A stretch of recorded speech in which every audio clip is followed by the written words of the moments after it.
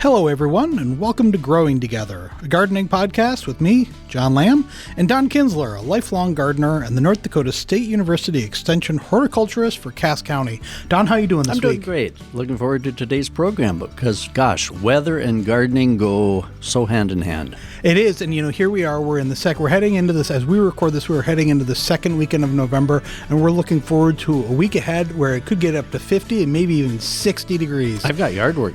I know.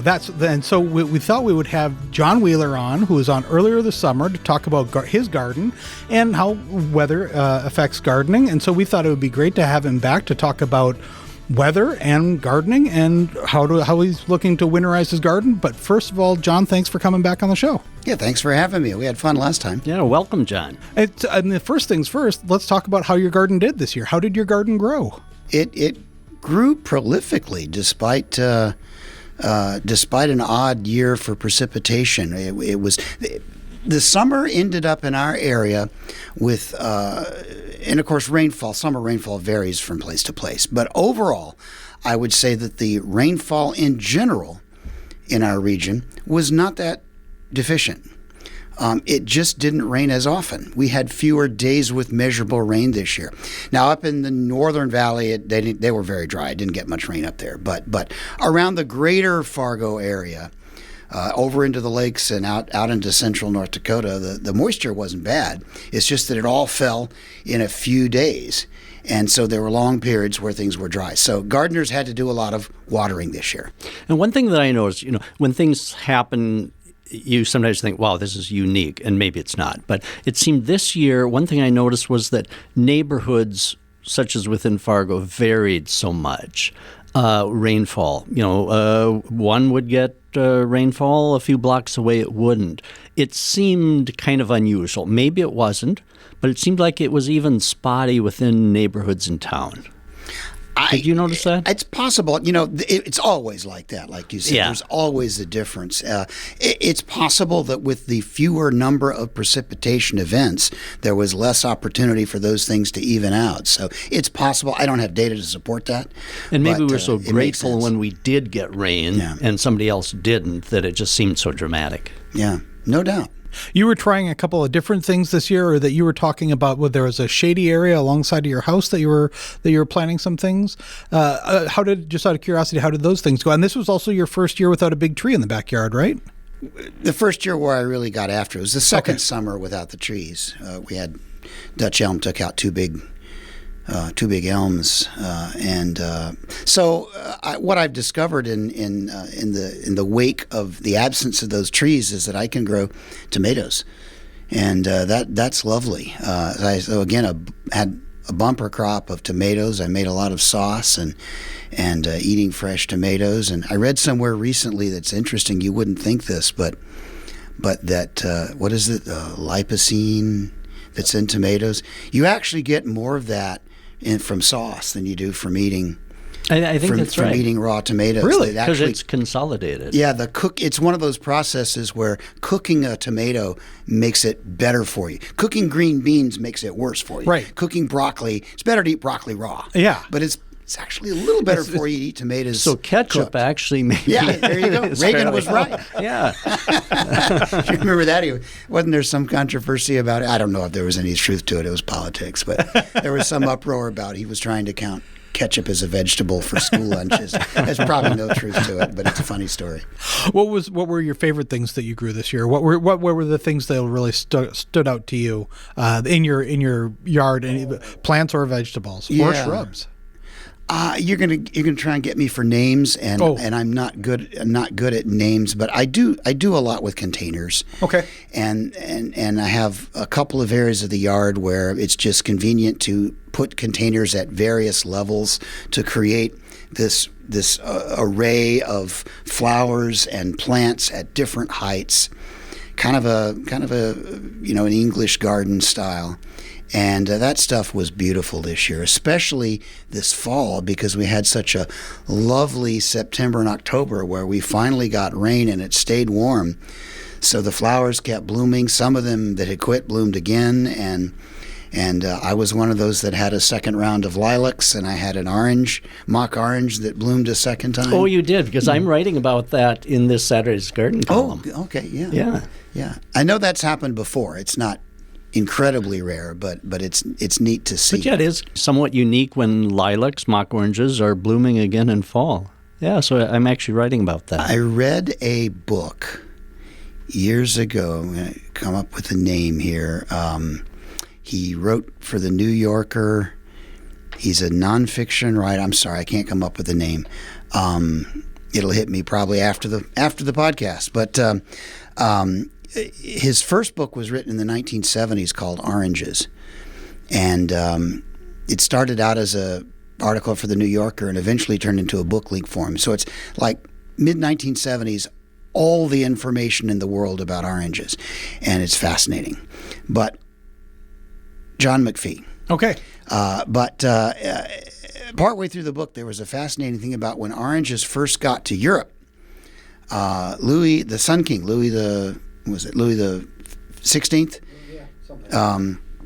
had his gardeners control the root moisture supply of water to the orange trees in his garden so that he was never without a blooming orange tree.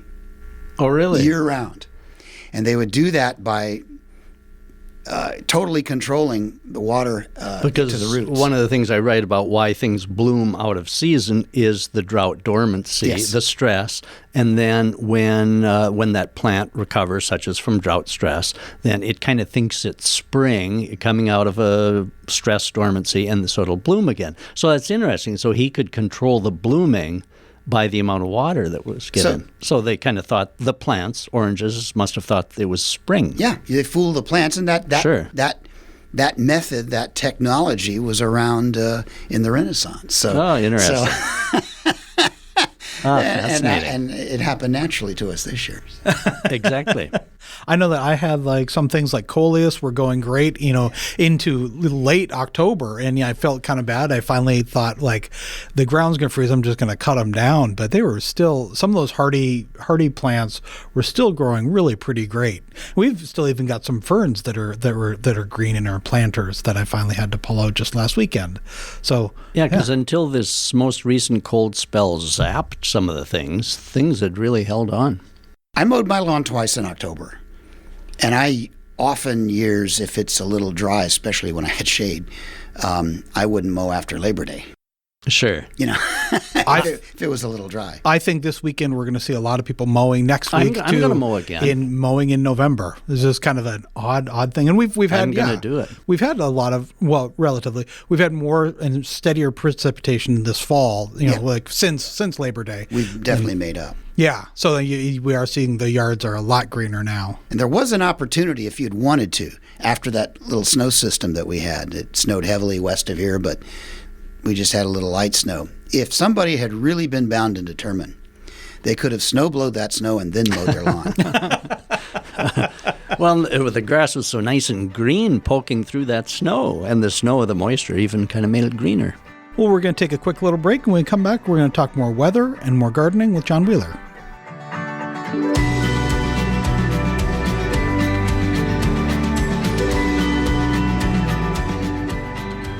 Get 3 months of local news for just 99 cents a month. You'll get unlimited access to the news you need to stay engaged and connected to your community.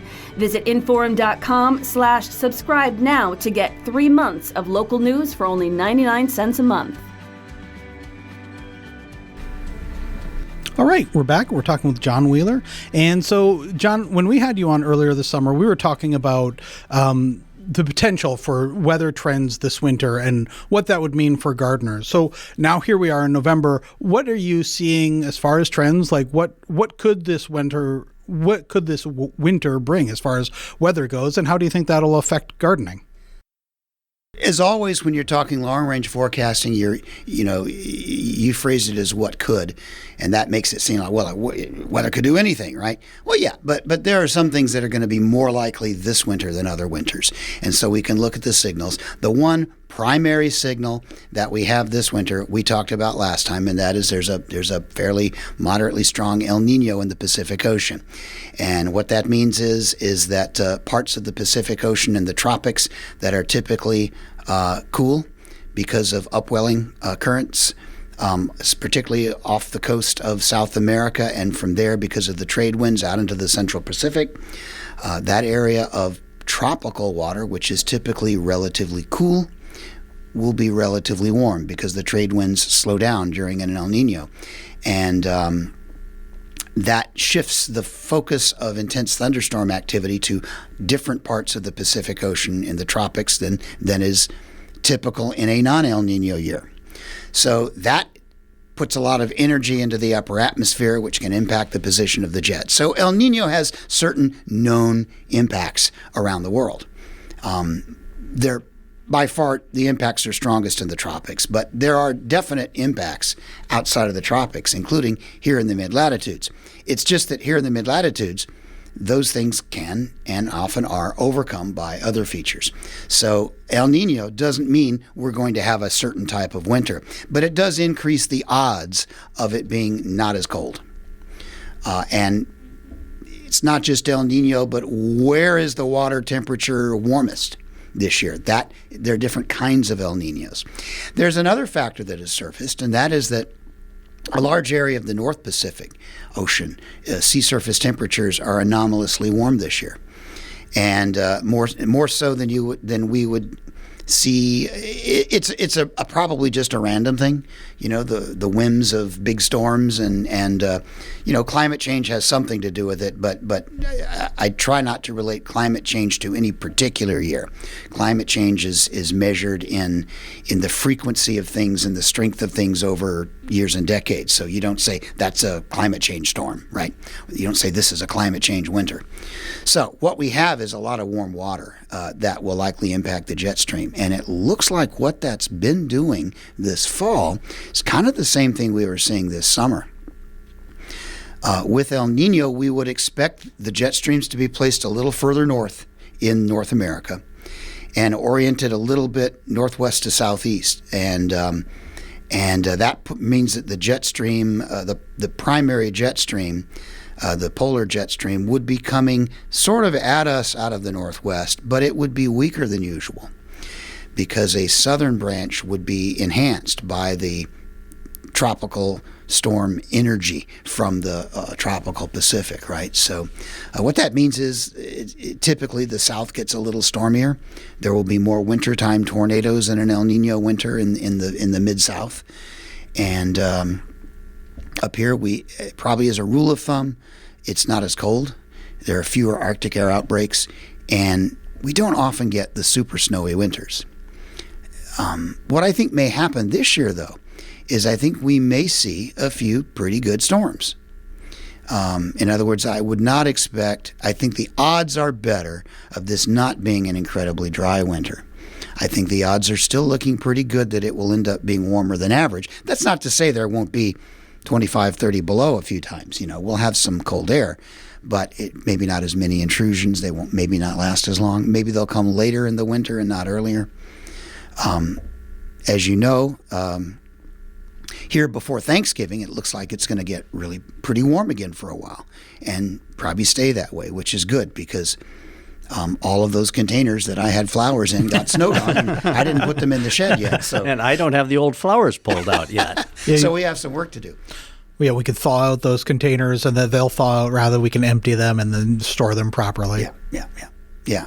So, but I would say that, this is not a hardened forecast for the winter. Right. But I wouldn't be surprised by a snowstorm or two or three, and I wouldn't be surprised by a rainstorm at some point this winter with a storm track a little further north. And if these things are inherently unpredictable, right? I can't determine when in December or January there might be a heavy snowstorm. But that can impact temperature. And so that might take the edge off the mild forecast of the winter. I still think when all is said and done, it's more likely than not that this winter will finish with warmer than average temperatures. And if we don't get those big snowstorms, it could be much warmer than average. And I don't know if the snowstorms will drop 4 inches or 14 or 34. You can't predict that. But if we do get a heavy snow, at some point, some cold could certainly follow that, and because of the radiative properties of snow, and that's obviously something you can't predict by pattern. So there's a lot of unknowns. Yeah. Now, as a gardener, the winters that frighten me the most are open winters, winters in which we get very little snow, and the wind blows everything clear, so there's bare exposed soil, and then we get really frigid temperatures on that bare soil, and so no snow. Certainly I don't like a ton of snow because I got to snow blow it. So I kind of like just the right amount of snow, enough to insulate things, but yet not enough that I got to shovel every day. But now it's interesting. So a winter with little or no snow on the soil, of course, that can affect the temperature going really deeply into the soil. So we could get, die out of root systems, shrubs, perennials.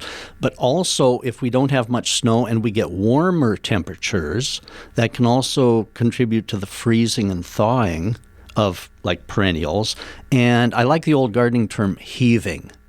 Because heaving perennials, the freezing thawing can literally heave some of these shallow-rooted perennials right out of the ground.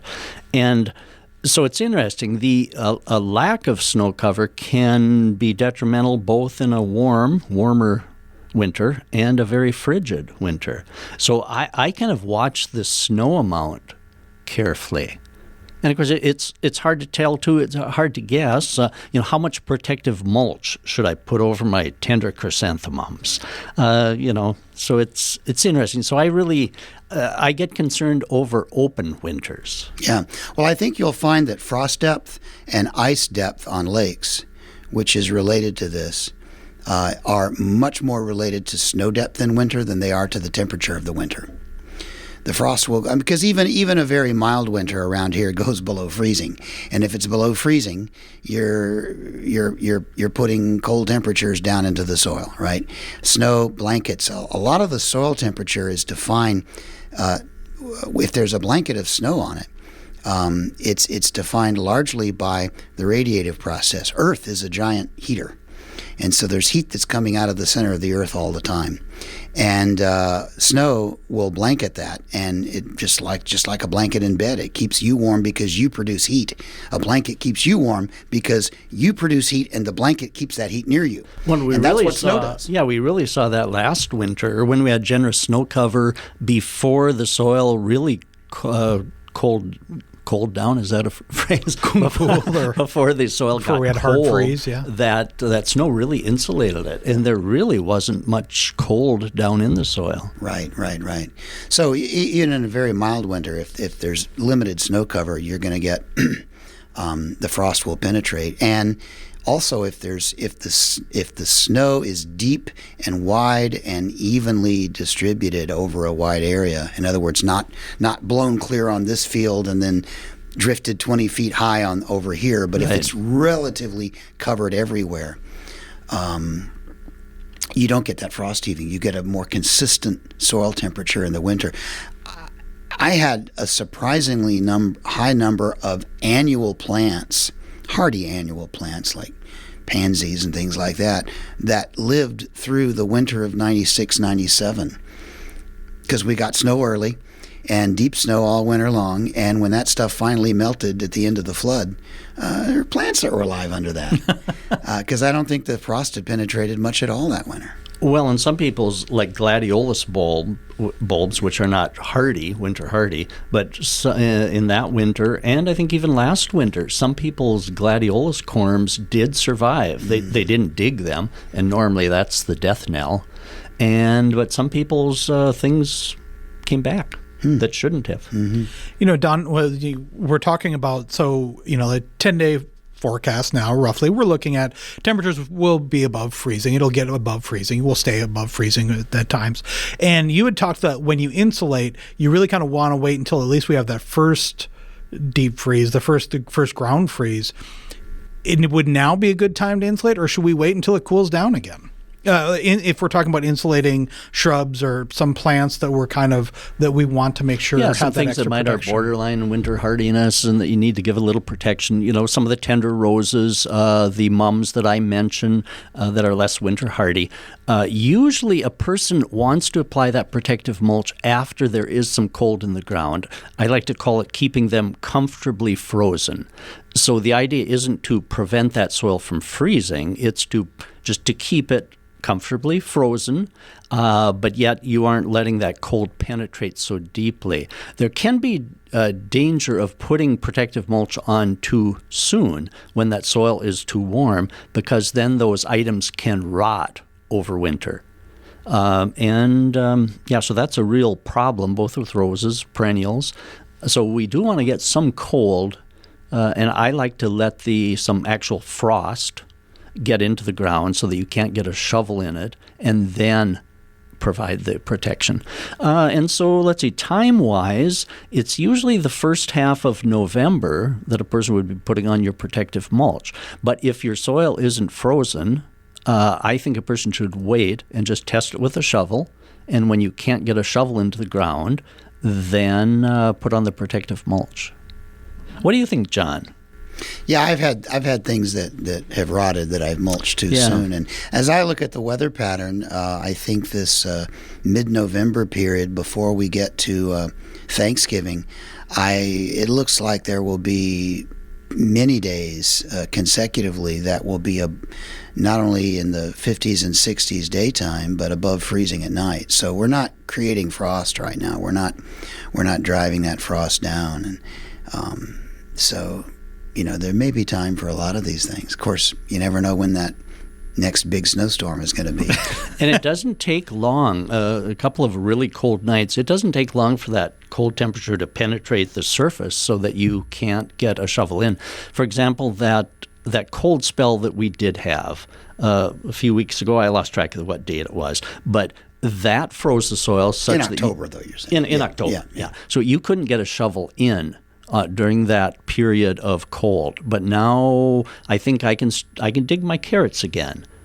I wouldn't have in October during that cold spell because I tried, and the soil was freezing. So I put blankets over them. But now I took the blankets off because that frost is coming back out. How are the carrots going to be, having been frozen? Well, I'm curious. Because I think they got a little bit of frost. The soil actually did freeze, so I'm concerned a little bit that the carrots themselves might have frozen. They like cool temperatures, and that's why I didn't dig them earlier, because we didn't have enough cool temperatures to make my carrots sweet. So I didn't want to dig them. So what would happen if they did get a little bit of frost, the carrots? They could turn mushy.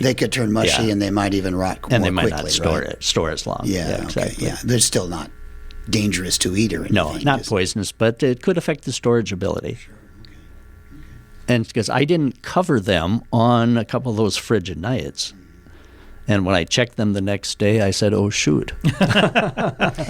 Tell you a quick story along the same lines. Many, many years ago, my kids were young, I remember, in the house where I'm living now.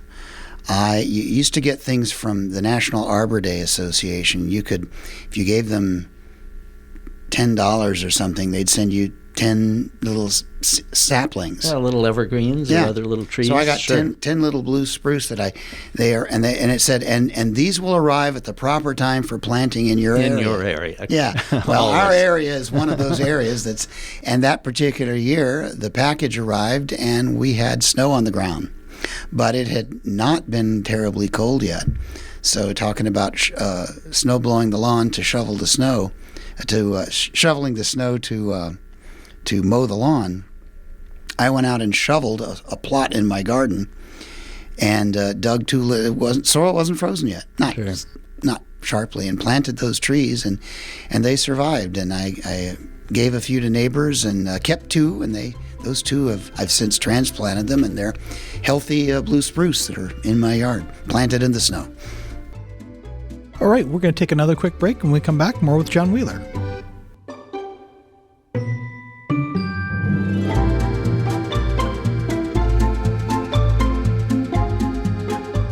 When you can't make make it to City Hall or school board meetings, local journalists from Inforum.com will be there to report the facts and get your questions answered. Local news works for you. Stay up to date at Inforum.com. All right, we're back. We're talking with John Wheeler. John, heading into winter, do you do any kind of indoor plants, or do you do anything like that over winter? Because obviously you're busy during the spring, the summer, and the fall. But I've got a few plants that I bring in. I've got a couple plants that live outdoors in the summer and then come in the wintertime, and I have places for them. I do have in the basement, I do have a bench. And a few years ago, my wife bought me a grow light on a timer and this little plastic tent that fits over that, so it creates a kind of a humid, warm environment for plants, a tropical sort of environment. So we grow a few herbs in pots down there, and so I'm always curious what type of light people are using. Not brands or anything, but for years I used fluorescent tubes. Plants grow well under those. Then I switched to LED lights, not plant LED lights, just plain LED lights, kind of the substitute for fluorescent tubes. And my plants are growing fine under there because I kind of wanted to see, do you need a special plant light, or will things grow well under just something you buy out at the hardware store? And so far, so good. But also some of those special plant lights do have wavelengths that are tailored to making plants grow better. So it sounds like yours was a plant type light. I'm curious, is it, now some of the plant lights have a purple hue to them. Have you ever seen those purple lights? And I've been trying one of those too in my office. And so I'm curious, is yours kind of the more natural sunlight, or is yours the purple tone? This one it's a sunlight fluorescent tube, and it came with the system. I didn't choose it because I have some inner knowledge, right? And I can't really compare it to anything. But plants grew like crazy. I mean, it was Jack and the Beanstalk, by February. Sure. Yeah, I'm trimming some of the herbs that I haven't used. What kind of herbs do you grow? Just the basic things. I like to cook with thyme all winter, basil. And isn't it fun to snip off some of those fresh herbs like that? I've had a rosemary. I didn't bring the rosemary in this year because it had just gotten grotesque. And so we'll start again next year with a new rosemary. Yeah, rosemary isn't the easiest thing to keep growing from year to year, I found. It gets really hideous. It gets ugly and spatulate. And we were talking a couple of weeks ago, because I'm trying that this year for the first time too. I'm just using regular shop lights and fluorescent tubes. But when I went out looking for a timer, the timer that I bought when I brought it home, it said good for incandescent blah blah blah lights. It didn't say anything about fluorescent lights, so I was kind of nervous about that, like if that's gonna have an impact. But it seems to be working. Because I was curious too after you mentioned that, because I've got mine on a timer and I didn't look at the package. I just bought a new timer and I didn't look, and in the meantime I threw away the directions, of course, and so I didn't know that there might be a difference. I couldn't find anything online. I meant to whether ask that timer is for use of a particular type of light. I've got a friend who's an electrician, and I meant to ask him to see if he had any thoughts on that, but I haven't heard anything. But every time I've been down there, I go into the room in the basement where we've got it kind of closed off, but the lights are on. So I hope the lights just aren't on all the time. Well, and a reason for people to listen to future podcasts, so we've got to get to the bottom of this, are some of those timers light specific? Oh, we'll do that. All right, John, well, thanks again for coming on. This has been a lot of fun. Yeah, great to see you again, John. It's been very informative. We kind of have an idea of what to look for, what could be coming this winter. Yeah, thanks for having me. A closing parting thought here is that we've talked a lot about El Nino. We briefly mentioned climate change. And I think, for what it's worth, just a thought that's been on my mind a lot lately, I think a lot of people, when they, casually deal with weather and think about, this is unusual weather, forget the fact that weather is always unusual. I mean, weather is never the same, and there's no such thing as, this summer wasn't the way our summers are supposed to be. It's more like what you're used to, and weather is in fact variable by design and by physics. That's just the way it is. A lot of variability to it. So if we do get a warm spell at Christmas this year, or if we do get a nasty snowstorm followed by a cold front, It's not necessarily related to El Nino. It's not necessarily related to climate change. It's just the weather being variable. We find El Nino and we find evidence for climate change not in the weather of today or the weather of the moment, but in statistics and how things happen more frequently or less frequently than they used to. Or with El Nino, there are certain types of outcomes that we see more often than when we don't have El Nino. And so that's El Nino. But when you see that outcome, it's not the El Nino outcome, it's just weather. So it's a composite is how you find these things. And weather itself most of the time is just doing what it does, which is vary. And that's interesting. Great comments. And because as gardeners, instead of us waiting around for there to be a normal growing season, it's how, as gardeners, we deal with what we have, the weather we have at the current time. You know who's the best at doing that is farmers. Yeah, definitely. Farmers are very into. I love it when farmers call me with a question because I know it's an intelligent question and it's asking for a refinement of what they already know.